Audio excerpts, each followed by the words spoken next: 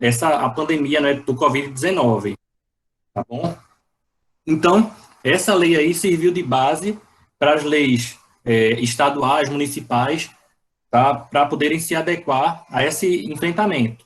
Então, aqui no Piauí, o decreto número 18.888, em 16 de março, ele regulamentou essa lei supracitada, tá bom? E determinou a suspensão das aulas na rede pública estadual e recomendou o fechamento das demais escolas e instituições de ensino superior em todo o estado, tá? Então, quer dizer que aqui, as escolas estaduais, tá? E a universidade, a UESP também, elas foram suspensas, tiveram suspensão das aulas dia 16 de março e foi recomendado que as demais instituições fizessem o mesmo, tá bom? Então, desde 16 de março do ano passado, que essas aulas foram suspensas a nível presencial, tá? E como é que fica? A gente, como eu tinha falado antes, vou falar especificamente da parte do estágio e da residência pedagógica, que são momentos que o licenciando, já do meio para o final do curso, eles fazem imersos na escola, tá bom? Então, as escolas estão fechadas, tem a lei 18.901, tá? Ela especificou que o ensino pode ser feito à distância aqui no estado, tá bom? No ano passado também, março de 2020. E a partir daí, as instituições de ensino superior, as escolas públicas, privadas, tal, todos eles passaram a oferecer o ensino remoto, tá? Primeiramente, o ensino totalmente remoto, tá? E depois começou a ser flexibilizado para ensino híbrido ou ensino presencial, desde que tomando uma série de recomendações, observando as recomendações, tá? O distanciamento, o número de pessoas por sala, a questão da ventilação, a presença do álcool gel, todo mundo com máscara, essas coisas, tá? Mas, quando a gente fala da formação de professores, esse período que o aluno vai para a escola, então, a gente teve que estar repensando, tá? Então, só para contextualizar aqui, vou falar aqui o que é esse estágio supervisionado, tá? Segundo a lei do estágio, tá bom? Tem, me fugiu o número agora, tá? De 2008, ela diz que o estágio supervisionado é um ato educativo escolar supervisionado, quer dizer que tem que ter uma supervisão, desenvolvido num ambiente de trabalho, que visa a preparação para o trabalho produtivo de educandos que estejam frequentando o ensino regular. Então, o estágio supervisionado para os alunos da licenciatura é desenvolvido no ambiente de trabalho que esses alunos irão trabalhar depois de formado, que é, no caso, a escola. Tá? Então, o estágio ele faz parte do projeto pedagógico do curso e visa o aprendizado de competências próprias da atividade profissional e a contextualização curricular, objetivando o desenvolvimento do educando para o mercado de trabalho, tá? Para exercer a cidadania, segundo fala a LDB também. Então, a lei especifica que é necessário esse momento do aluno no local que ele vai trabalhar futuramente, com a supervisão de um profissional capacitado para isso, para que ele possa se desenvolver e depois exercer bem a sua função, tá bom? Professor Micaías, Oi, só uma dúvida. O senhor está passando os slides ou o senhor ainda está no primeiro slide? eu estou passando, tá no primeiro ainda? É, aqui a gente não está vendo os slides passando. Então deixa eu interromper e tentar de novo, tá? Você pode escolher compartilhar a tela inteira, ao invés de uma tela específica. Às vezes Tá ele bom, muda. deixa eu fazer aqui, modificar, pronto. Eu modifiquei aqui, botei para apresentar numa janela, vou botar para compartilhar novamente, tá?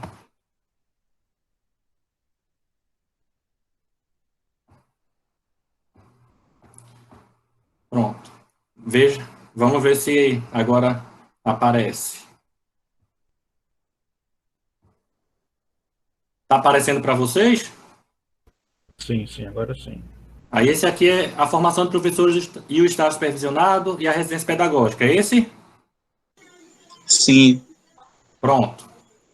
Então, fazer o teste. Voltou para pandemia e isolamento social? Sim. voltou. Pronto, tá bom. Então, a gente continua, tá? Aí eu falei aqui da lei do estágio, tá? E falando aqui especificamente da residência, tá? Residência, a gente tem trabalhado também desde o final do ano passado, e na UFP são 18 cursos que, assim, de diferentes campi, que tem essa modalidade, né, esse programa.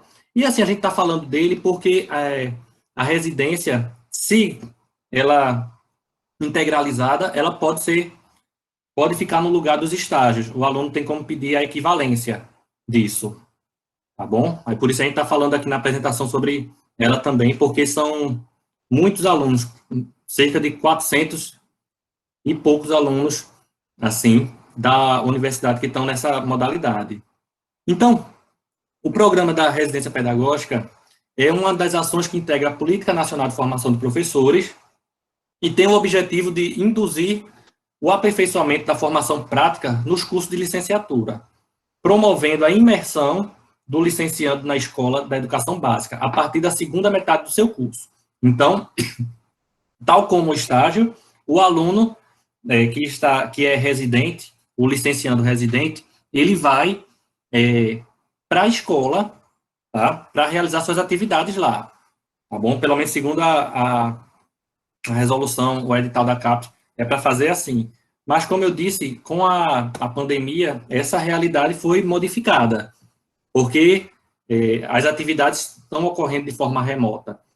Então, aqui, eu falei aqui já que as atividades exercidas na RP podem ser aproveitadas como estágio, tá bom? Resolução 075/2019, ela versa sobre isso, tá?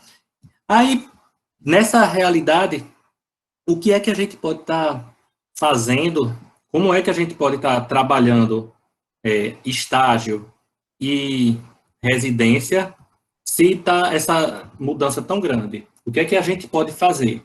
Então, a gente vai conversar um pouquinho hoje. Antes da gente falar um pouquinho dessas possibilidades, só, assim, deixando claro para vocês como é que está sendo o ensino hoje nas escolas, tá bom? Então, eu falei que foi flexibilizado o ensino híbrido e o ensino presencial nas escolas, não é? As escolas privadas é que estão fazendo isso. Elas estão funcionando dessa forma. Aí, o ensino híbrido, o que seria isso? O ensino híbrido é uma parte presencial e outra parte remota. Então, como é que tem funcionado?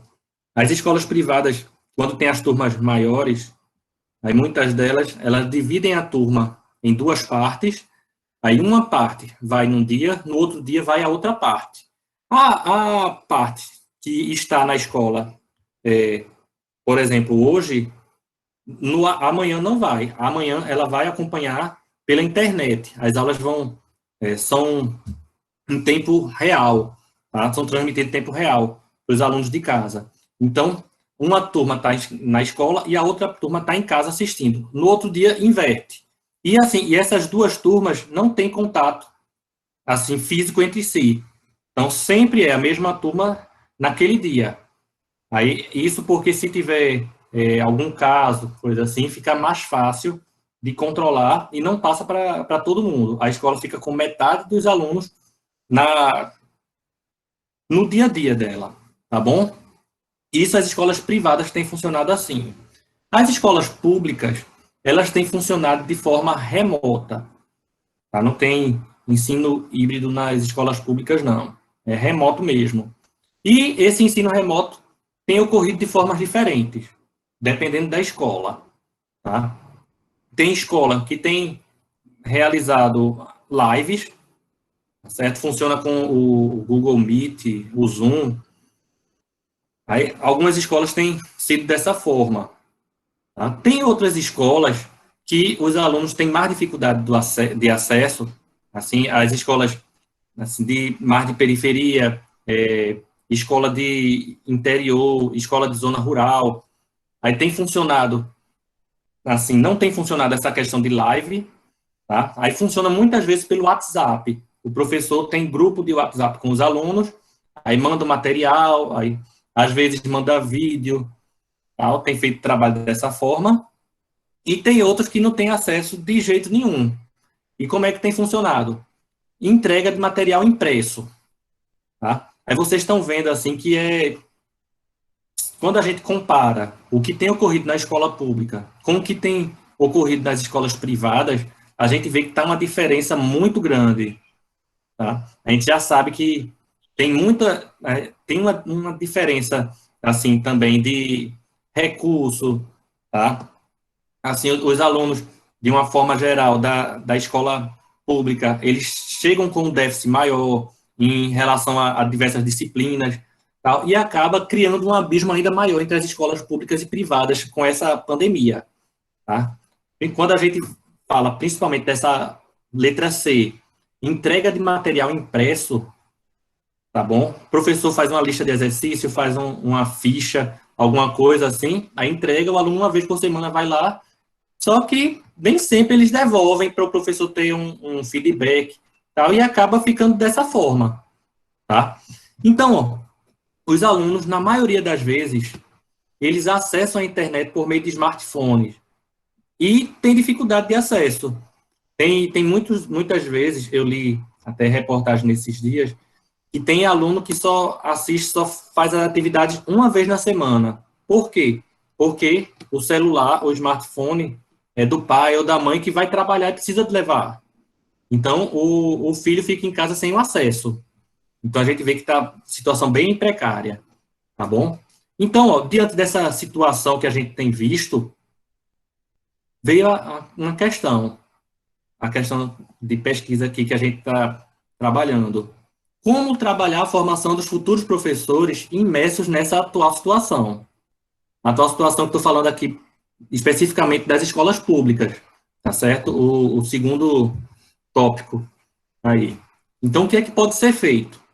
Eu vou listar algumas possibilidades aqui, que são coisas que a gente tem trabalhado na questão da residência pedagógica com o pessoal da física, e também algumas coisas a gente tem trabalhado no estágio também, tá bom?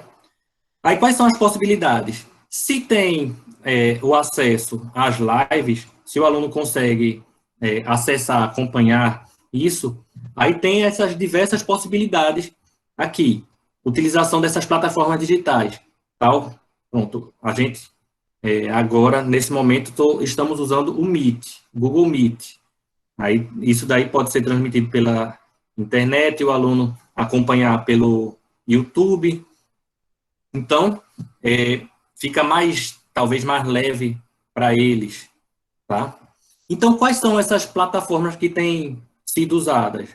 RNP, isso aí quando tem ou aluno ou professores vinculados à universidade. Então, no caso, a gente está falando de licenciandos, assim, na residência e no estágio, então eles têm acesso a essa RNP, Rede Nacional aqui de pesquisa, tá? Também o Zoom e o Google Meet, tá certo? O Zoom, ele tem uma limitação, porque quem não compra o pacote pode fazer as aulas fazer os encontros de até 40 minutos. Depois disso ele encerra, tá bom? O Google Meet, ele não limita, não sei qual é o limite de tempo, se existe, mas eu nunca ouvi falar disso, então se existia é um tempo bem razoável, tá? Que nunca vi problemas com as aulas com ele, não. Então, como é que pode ser usado isso? Aí a gente usar assim o professor para explicar, tá? Pode apresentar os slides, tá? Dá para fazer isso de forma tranquila. No caso da física, aí tem alguns outros recursos que podem ser utilizados também, tá? Aí um deles seria aquela mesa digitalizadora. Aí com isso o professor poderia estar fazendo os cálculos e os alunos verem os cálculos sendo desenvolvidos. Aí tem outras possibilidades também, se o professor não tem essa mesa digitalizadora.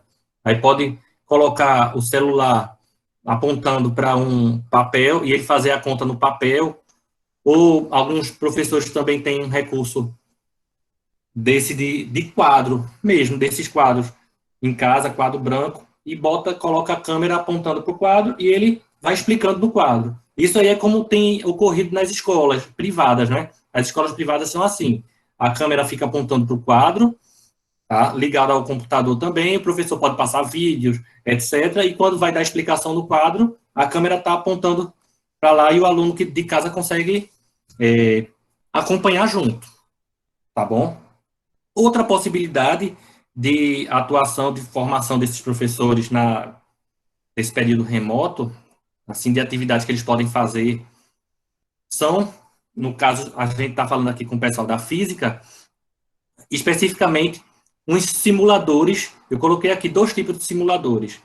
Simuladores para programar, tá bom? Que, no caso, a pessoa que vai mexer no programa, vai colocar os dados, etc. E, a partir daí, o programa rodar. Tá? Aí eu coloquei 3 exemplos aqui, tem vários outros, tá bom?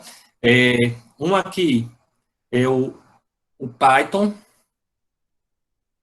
Aí tem, aqui tá colocando, eu estou colocando um recorte com as imagens, a imagem aqui da programação que foi feita, tá? Lá da linguagem de programação que foi feita.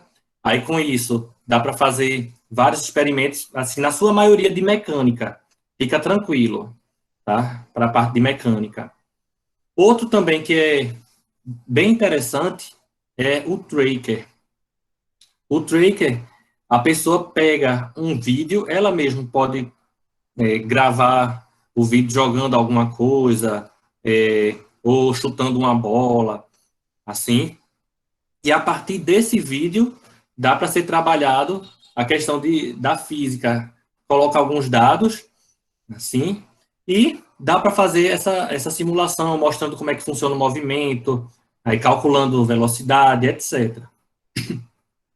E outro também que dá para ser bem usado nisso é o Scratch. O Scratch também dá para fazer jogos, tá? Aí pode fazer simulação, fazer alguns joguinhos também.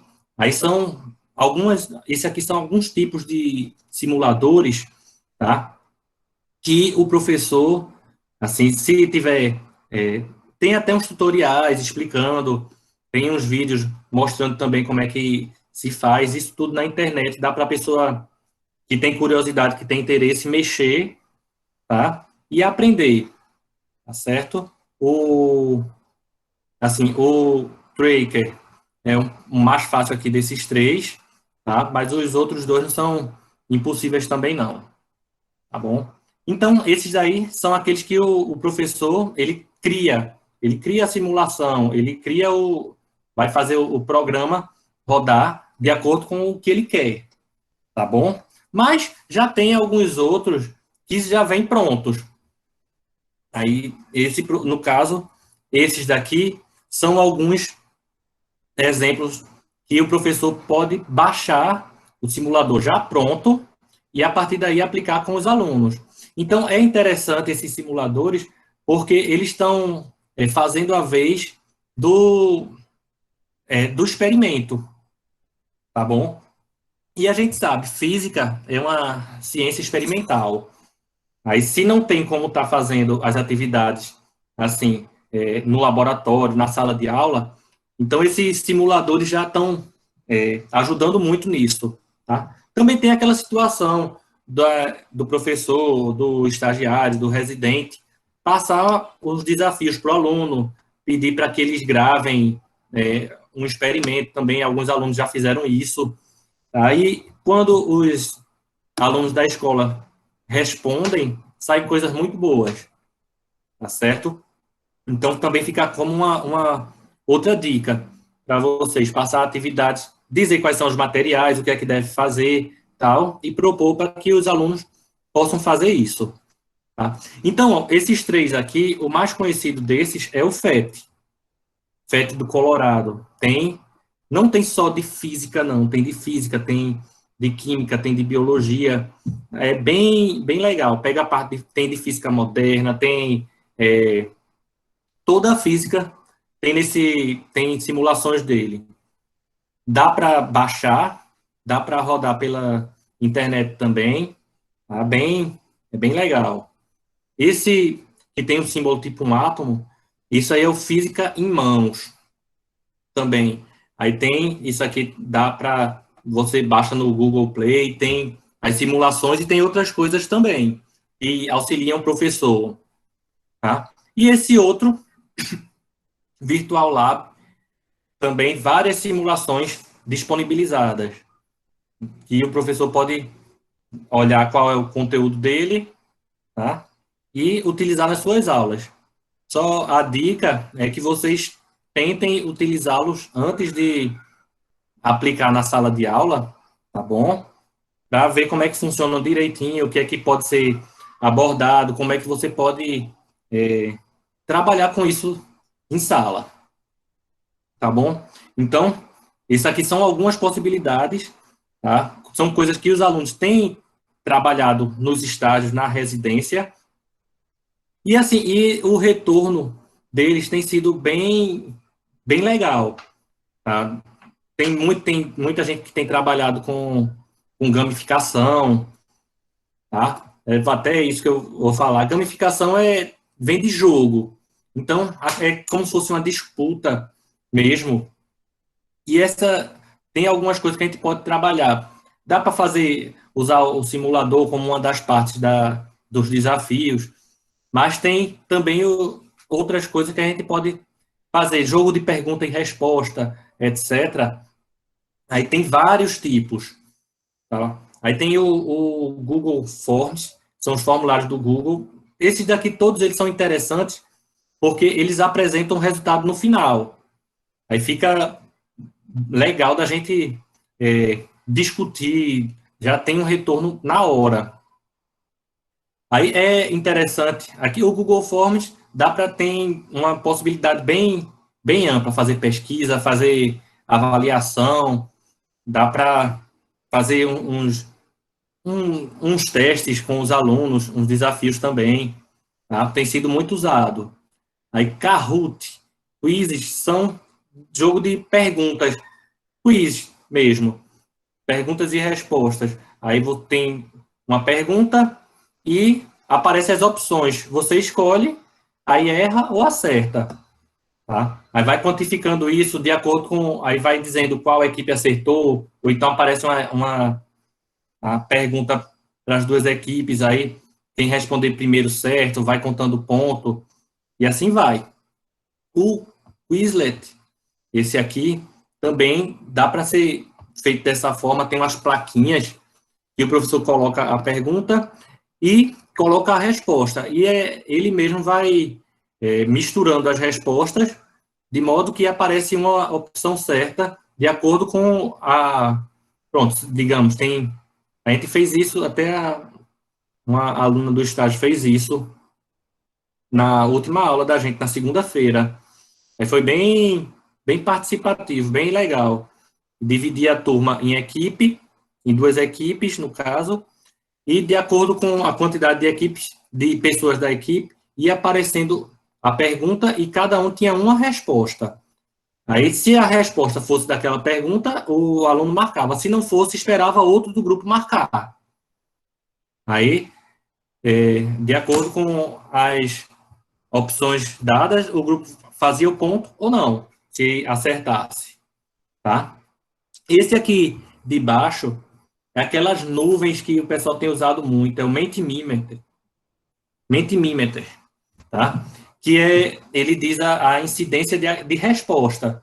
Aí você pode pegar, de repente, o que é que os alunos respondem no Google Forms e colocar isso, tá? Colocar as respostas dele aí no Mentimeter e com base nisso a gente vê quais foram as respostas mais usadas, tal, fica um negócio bonito e assim e dá alguns elementos também para que a gente possa discutir na sala de aula, tá bom? Dependendo assim, pode ser, eu posso usar uma pergunta, por exemplo, para ver medir o conhecimento prévio que os alunos têm sobre determinado assunto.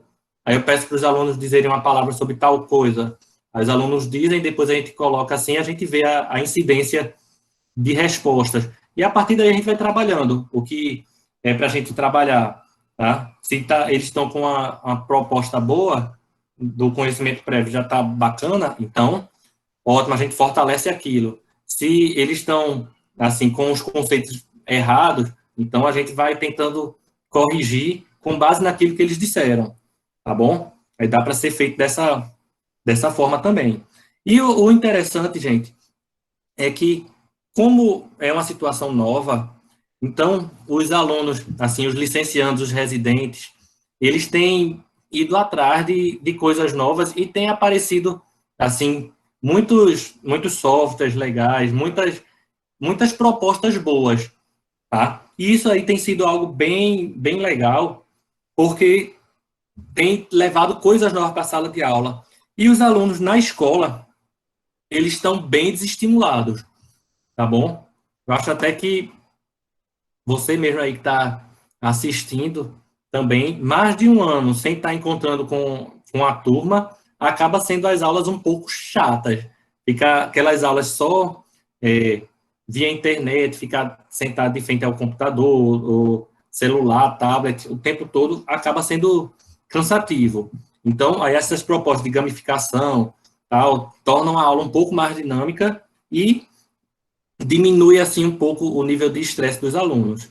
Tá? Só, assim, uma informação é que tem sido por volta de 30% o índice de evasão dos alunos depois da pandemia. Tá? Isso aqui, a gente vê, isso aí tem sido visto no Brasil, nos Estados Unidos também, vários outros cantos do mundo tem tido essa evasão gigantesca, tá? Depois do período remoto. Tem vários motivos, o aluno tem que sair para trabalhar,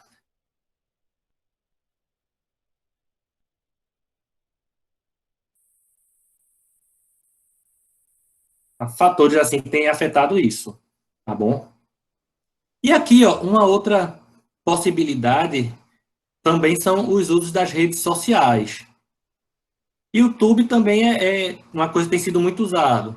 Tem várias aulas já disponibilizadas no YouTube. Então, o professor pode fazer uma pesquisa, utilizar algumas coisas, usar algumas demonstrações, alguns fenômenos, etc. Aí tem uma coisa também que tem sido bem abordada, é a criação de páginas no Instagram, Twitter, aí TikTok, Facebook. Aí, como assim? O aluno, de repente, ele coloca informações, dão algumas dicas, tá? Aí coloca e posta lá. Ah, hoje, por exemplo, é o dia do físico, tá bom?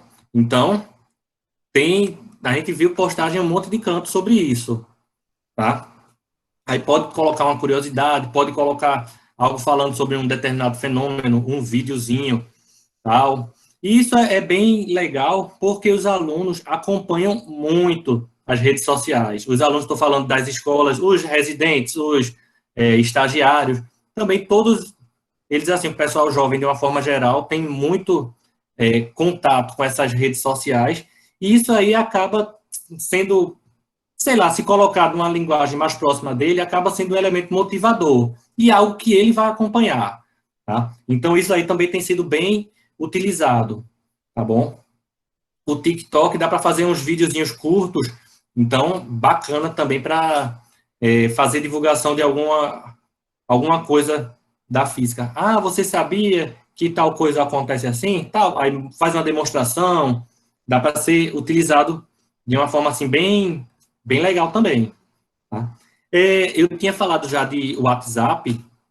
No WhatsApp a gente pode fazer vídeos, tá? Pode colocar vídeos, pode colocar figuras, pode colocar documentos também, e dá para gravar áudio.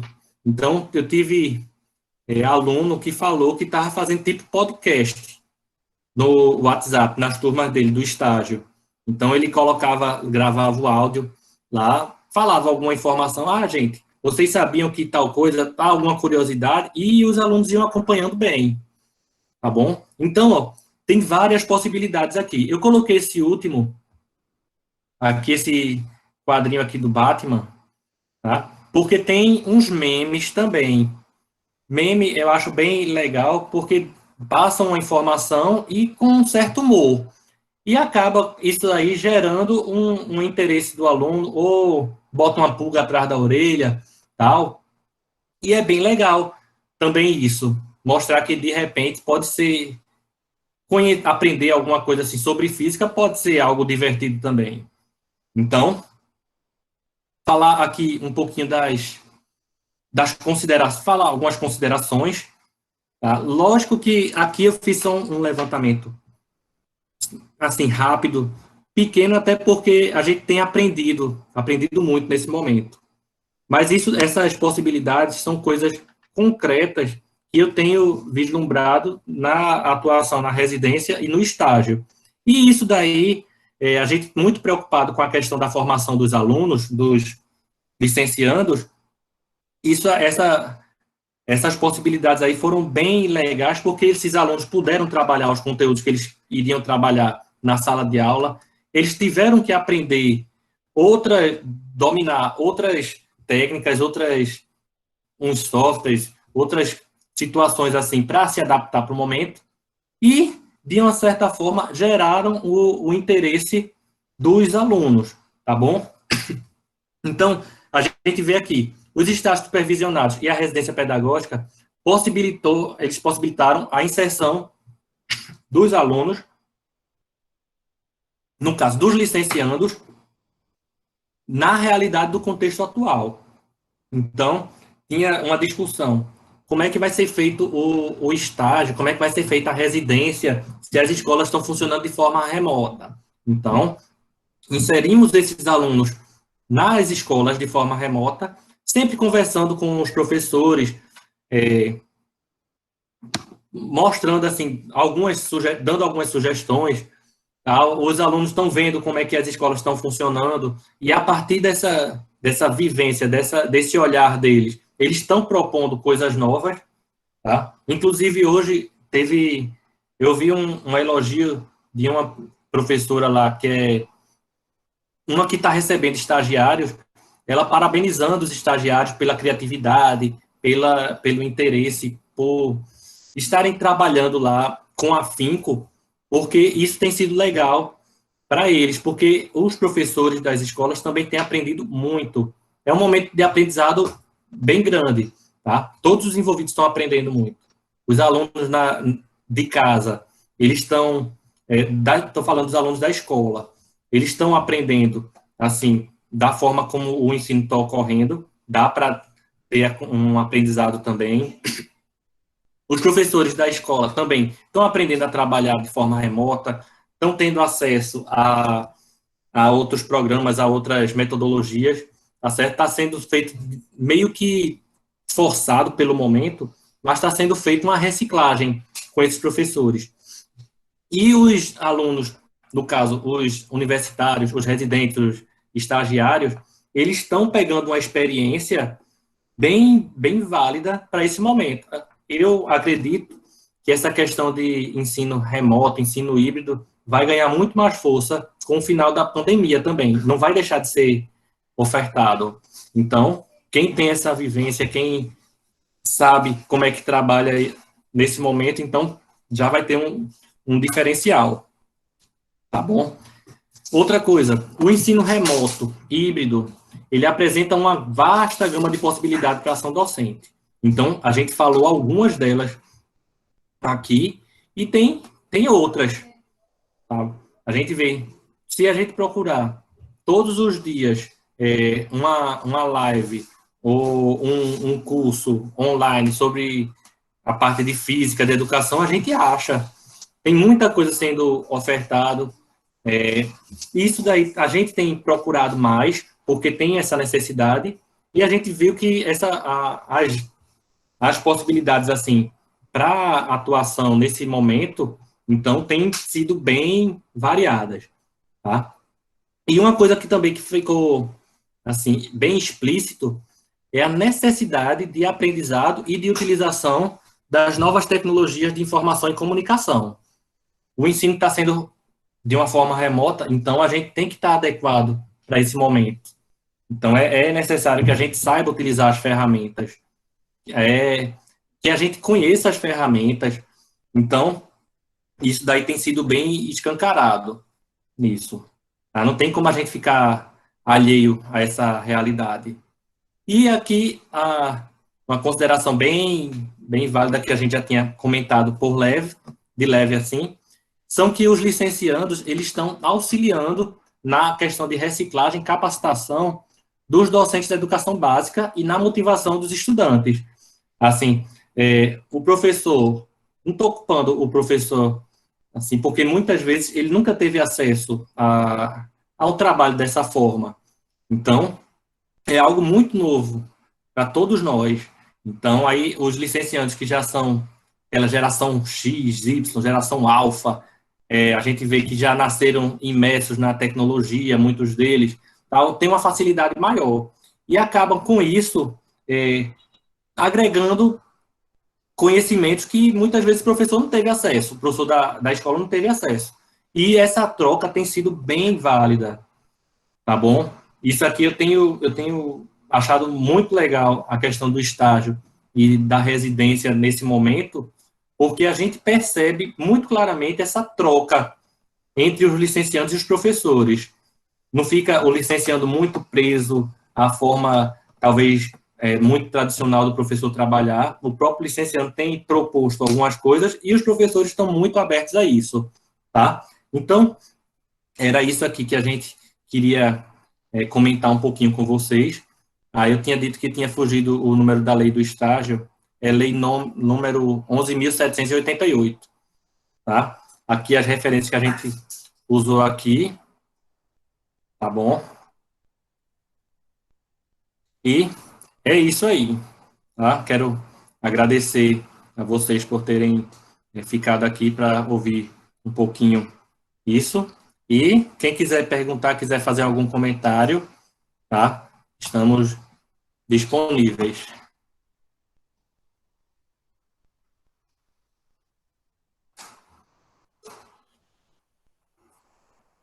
Muito obrigado, professor Micaías, por essa palestra bastante oportuna e esclarecedora. Quem quiser interagir com o professor, né, a gente está com o tempinho aí apertado, mas dá tempo. Também quem estiver pelo canal pode aí interagir pelo chat. A gente vai aqui organizando aí as perguntas, os questionamentos.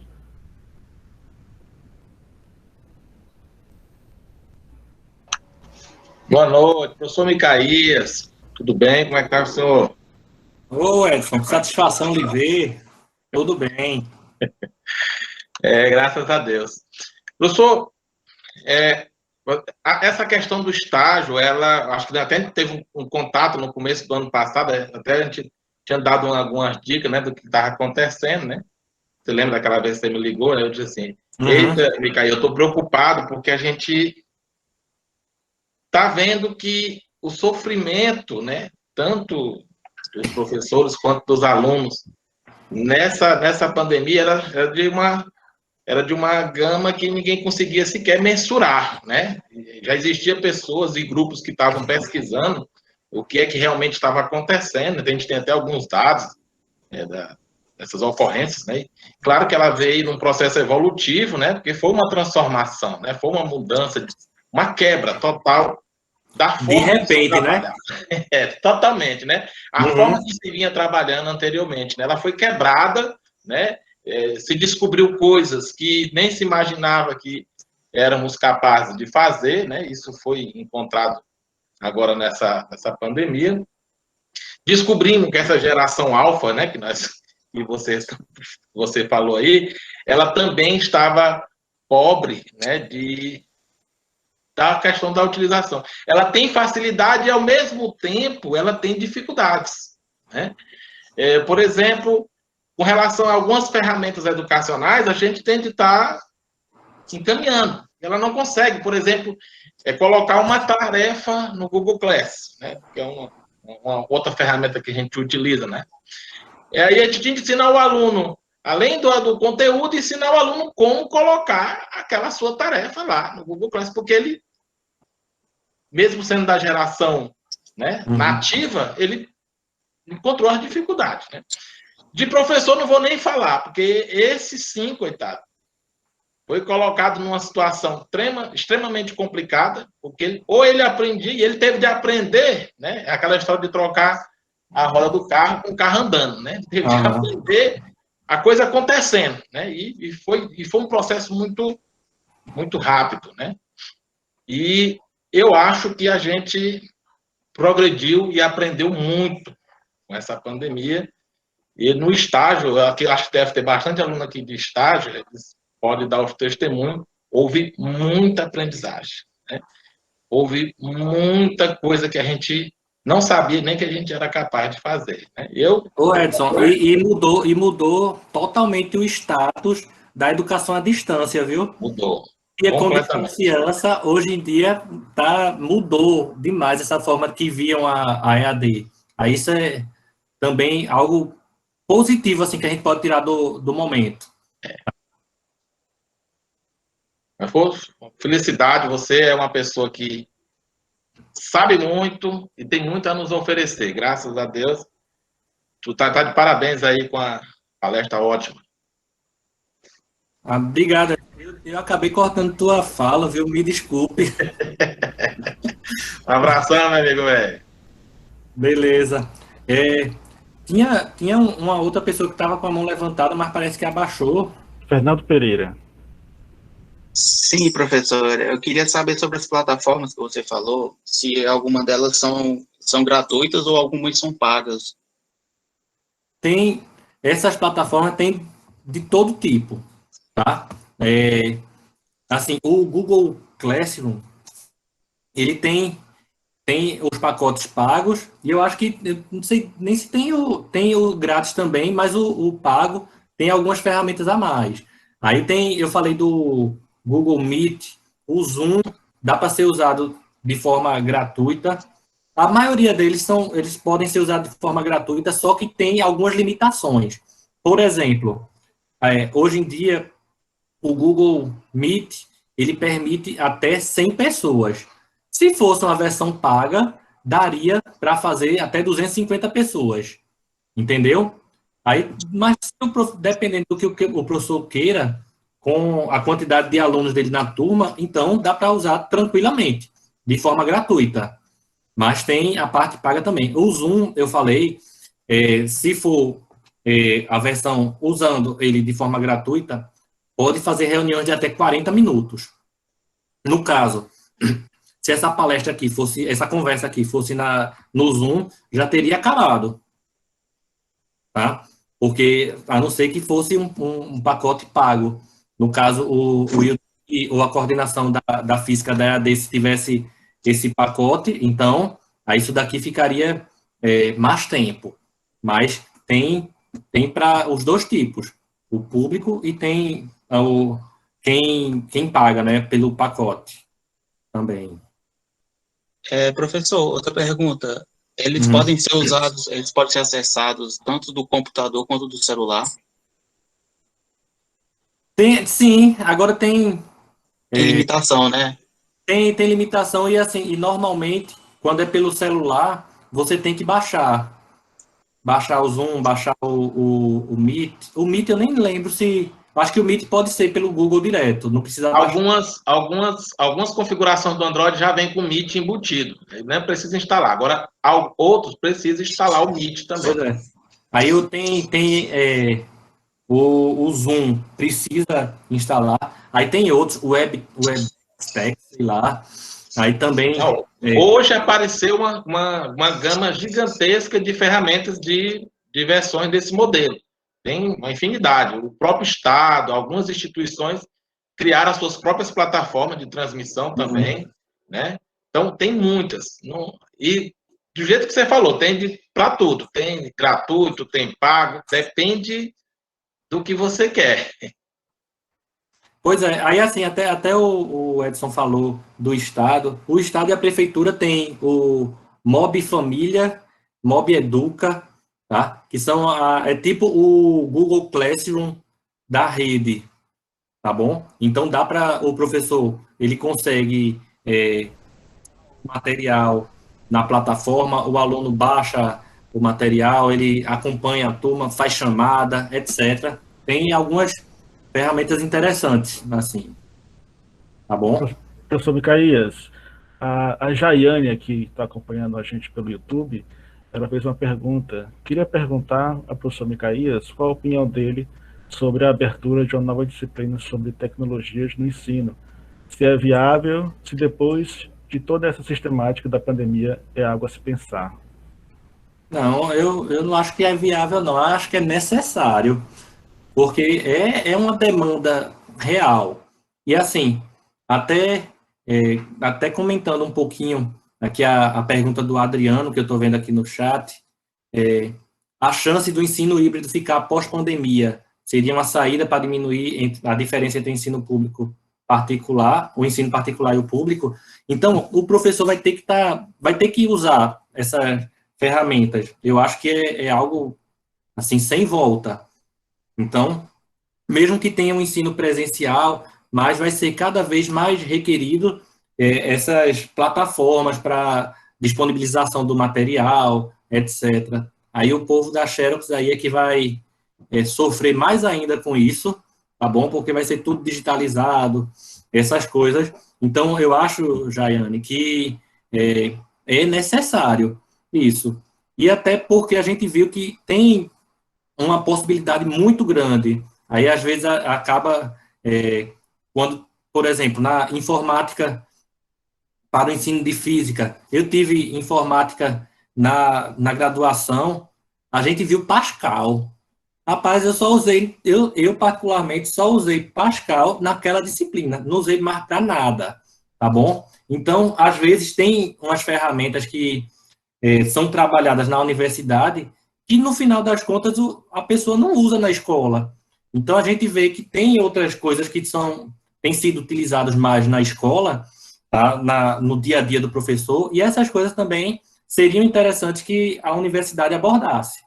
Tá? Eu estava conversando com os alunos, uma outra necessidade também é a questão de, mudando um pouquinho o foco, mas é da educação especial, porque toda a turma, basicamente, tem algum aluno com alguma necessidade educacional especial. Então, são coisas que a gente vê a situação da escola, vê a situação do mundo no dia a dia e tem que repensar a formação para que o futuro professor esteja apto para trabalhar, de acordo com essas novas demandas, tá bom? A questão do ensino híbrido, Adriano, diminuir a diferença entre ensino particular e o público, eu não sei muito não. Acho que tem algumas coisas mais profundas para a gente discutir nisso. Aí, por exemplo, uma coisa assim que eu acho que é bem pertinente é a questão da aprovação automática. Então, o aluno está na escola, está acostumado a não ter esforço e passar de ano, para a escola não diminuir os índices. Aí é uma questão meio que polêmica, tá bom? Mas, assim, são várias coisas que a gente tem que estar discutindo. Assim, não tem como a gente dizer de bate ponto. Não, isso daí vai ser dessa forma.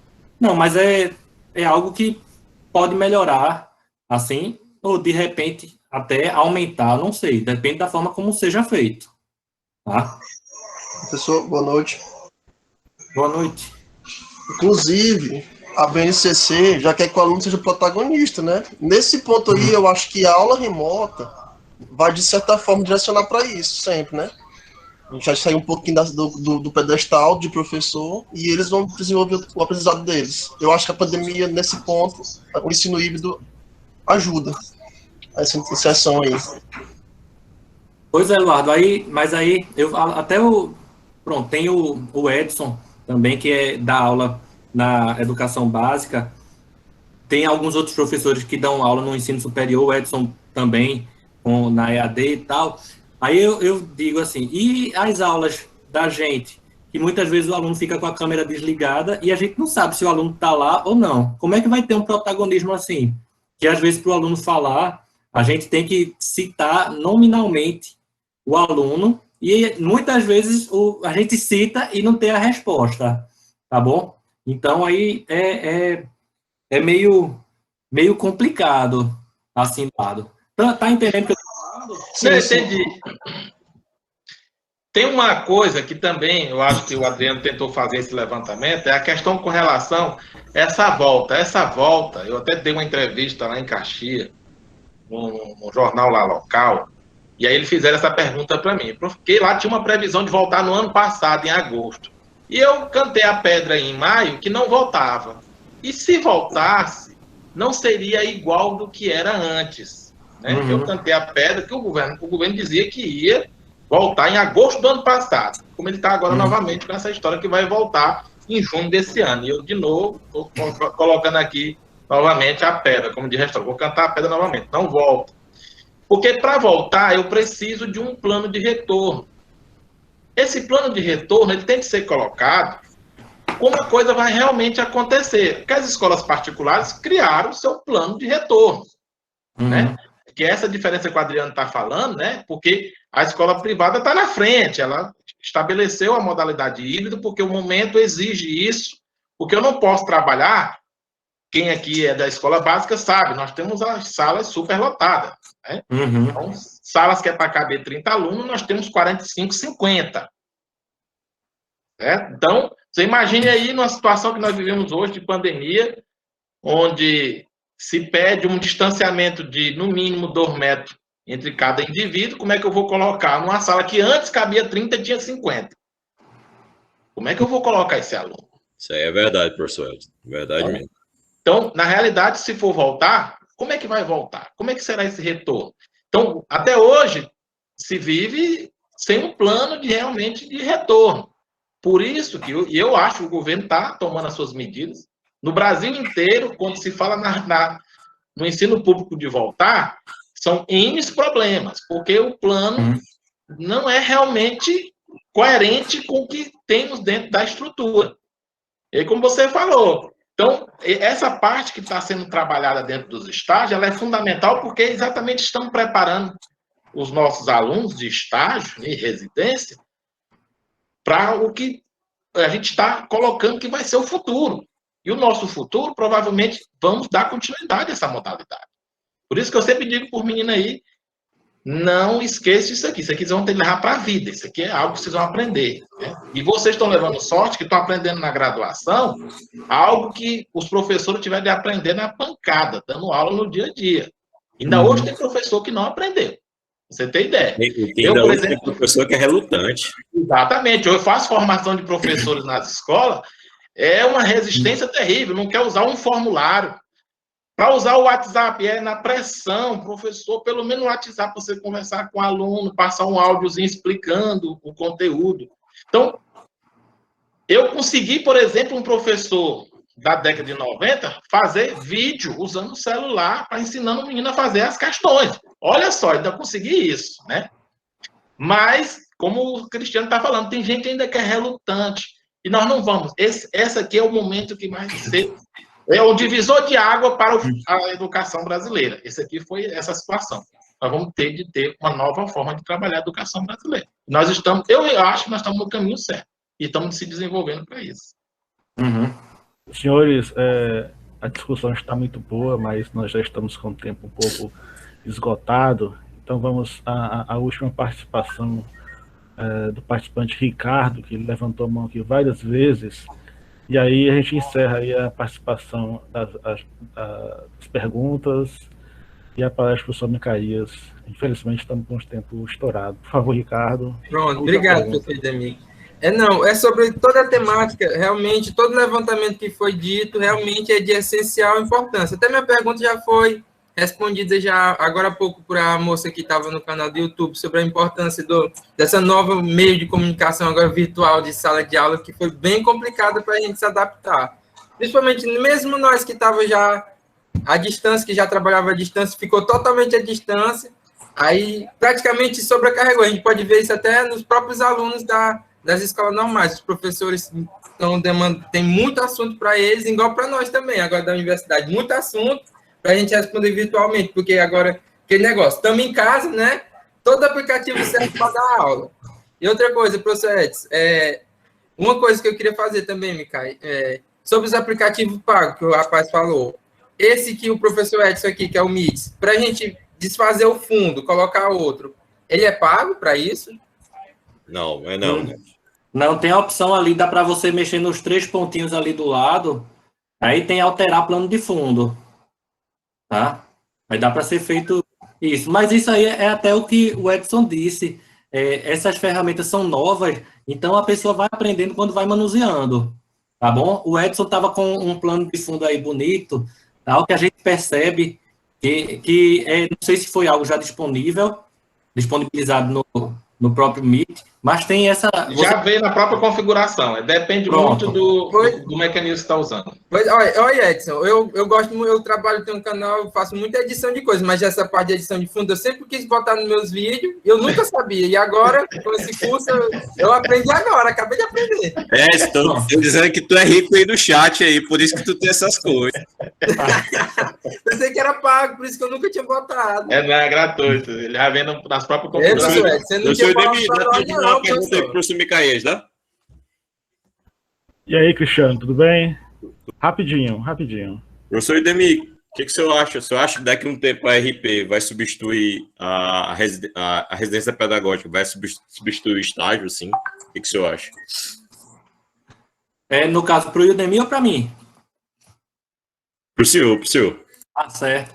É porque, assim, a residência, como eu trabalho com os dois, eu vejo, assim, que a residência é diferente. Por quê? Porque o aluno chega na residência desde o começo, ele é acompanhado por um professor da escola também. É acompanhado pelo professor da universidade, mas já tem esse contato desde o começo do estágio.